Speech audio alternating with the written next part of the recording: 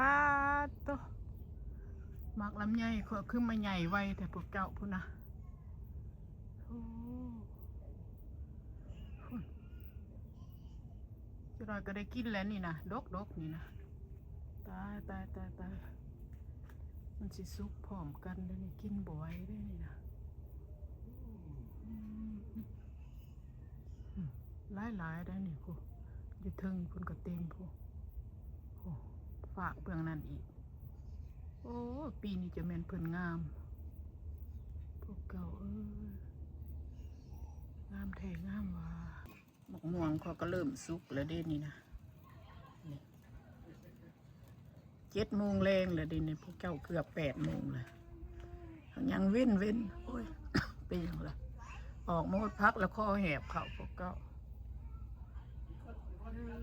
นี่นะสิเริ่มสุกแล้วหมกม่วงค่อยนี่ถ่ายตอนค่ำเด้อเดี๋ยวนี้7 โมงปลายนี่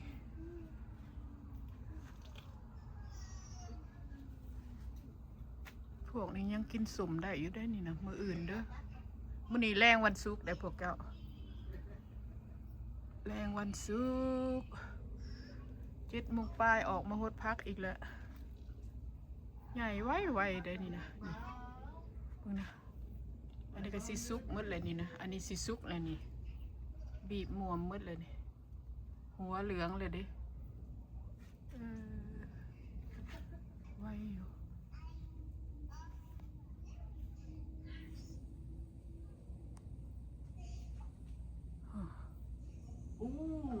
หมากหลายเติบเด้อ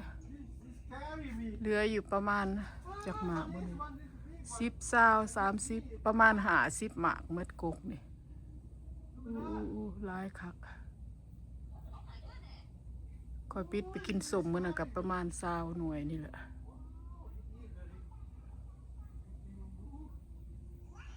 มื้อนั้นเขาก็เอาไปใส่ก้อยปิดเอา3 หน่วยไปเห็ดอะไรก้อยไก่แซ่บได้พวกเจ้าคือก้อยกระโปมเนาะผู้ใดเคยกินก้อยกระโปมก้อยเอาไปใส่ก้อยไก่โอ้ยแซ่บ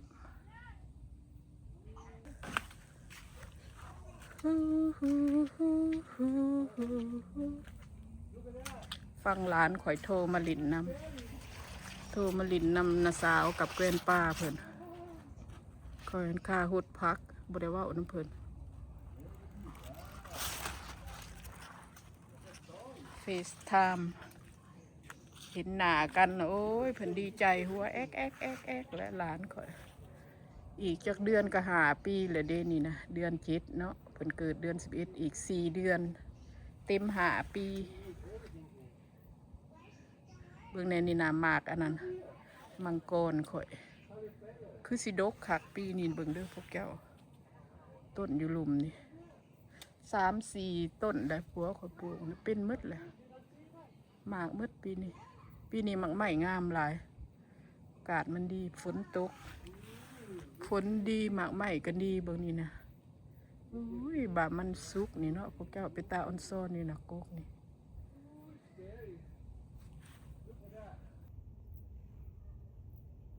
ต้นทุ่งพูเบื้องข้างหัวนี่ก็คู่ปีหันบ่เป็นได้ปีนี้เป็น4-5 หมากพุ่นแน่นะพุ่นนี่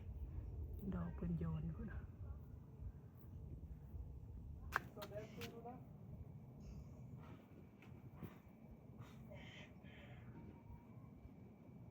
มากระถินกับบริกินแก่ตายเบิดละสิได้ตัดลงเบิดละกินน้ำบ่ทันกินแต่ต้นทั้งเทิง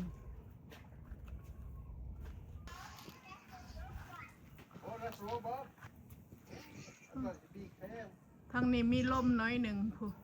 เบิ่งมาแขว่งเนี่ยเต็มอีกแล้วรุ่นที่2ได้นี่นะแขว่งหมากกระถินขอยบริกินเลยต้นนี้มึงเนี่ยแก่ใต้ค่าต้นแหละ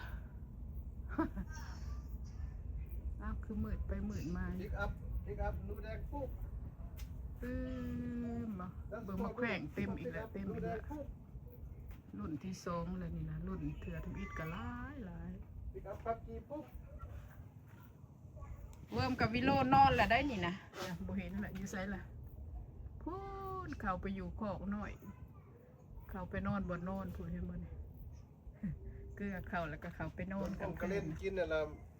ฮะเงินบักเพชรมัดต้นหนึ่งละบงกระเล่นนะบงกระเล่นมาใส่กินบักเพชรต้นมัดต้นหนึ่งเนี่ยใส่กินมัดได้ต้นหนึ่งใส่บงโอ้ยเพชรมัดขามันแม่มาเพชรสบอนฟังลูน่าลมสายอยู่นะว้าวเป็นในลูน่านี่เด้อปลาเบิ่งบ้องกระเล่นนี่นะพี่คนเป็นตะย่านเท่านี้นะพวกเจ้ามันกินต้นมะเพชรเบิดต้นหนึ่งเลยว่าสันเบิ่งดูนี่ยังแขวนอยู่ฟังลูน่าหนับโอ้เพิ่นลินอันน่ะหมากลี่กันกับน้าสาวเพิ่น อยู่คนต่างหลัดต่างเมืองได้โทรศัพท์ลินหมากลี่กันกับเป็น เอาไปหาอยู่ไสล่ะ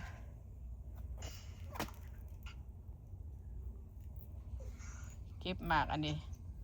มือนั่นคอยเก็บได้คู่หนึ่งบักใหญ่ๆขึ้นไปนี่เก็บใหม่อีกเป็นตะย่านแท้เอาว้ายระวังเอาแอเด้อก็หมักคือยังบ่งก็เล่นนี่โอ้ยมะเขือเขาก็เป็นหมากอะไรพวกแก้วเอามันคือมืดแถบนี้พลัสมันอยู่ไสล่ะ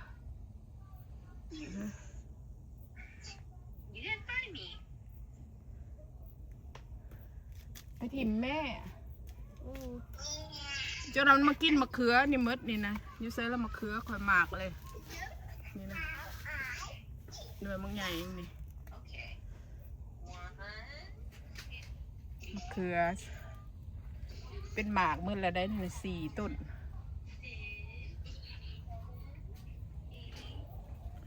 เอาลูด้าไปใส่ละลินมักลี่อยู่ไปใส่ละเสียงเพิ่นลินอันนั้นไฮดิ้งลินมักลี่กับน้าสาวคักได้เลยนะคือเบอร์นั่น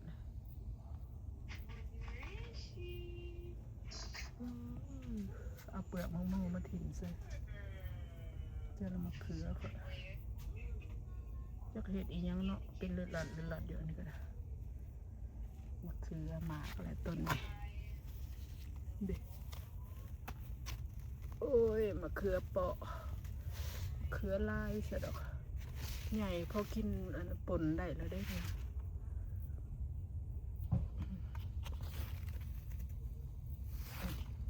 ได้4 ต้น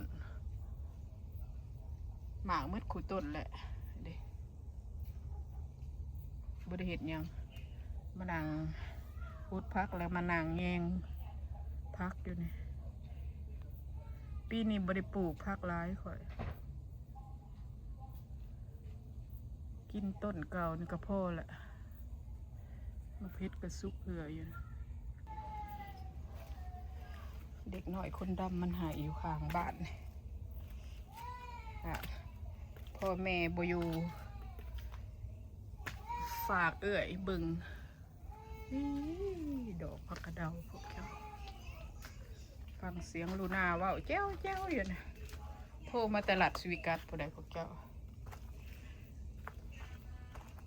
คันแรงวันศุกร์หรือว่าวันเสาร์วันอาทิตย์แล้วเพิ่นโทรมาเลยเดี๋ยวนี้ไปโรงเรียนลูน่าโอ้มืดแล้ว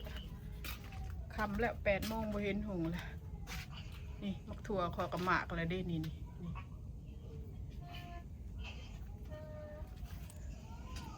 มึงเนี่ยเห็ดข้างมันบ่มีหมองเกาะไปนี่คันบอเนี่ยโอ้มักถั่วคอยนี่บักหลายๆอะไรนี่นะเด็กสิได้กินเลยเดนี่นะเห็ดข้างใส่ดีๆเนี่ยโอ้ยบ่อึดแต่สิมักถั่วกินนี่ดกคือยังมักถั่วผมนี่งามกำลังเป็นหมากเลยพวกเจ้าเกิน2 ทิศก็ได้กินเลยนี่นะโอ้ยเข้าไปในเฮือนก่อนมืดแล้วบ่เห็นหง ถั่วก็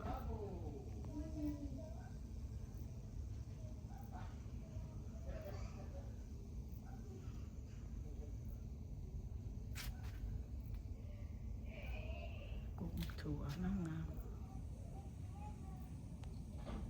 โอเคบายเด้อเป็น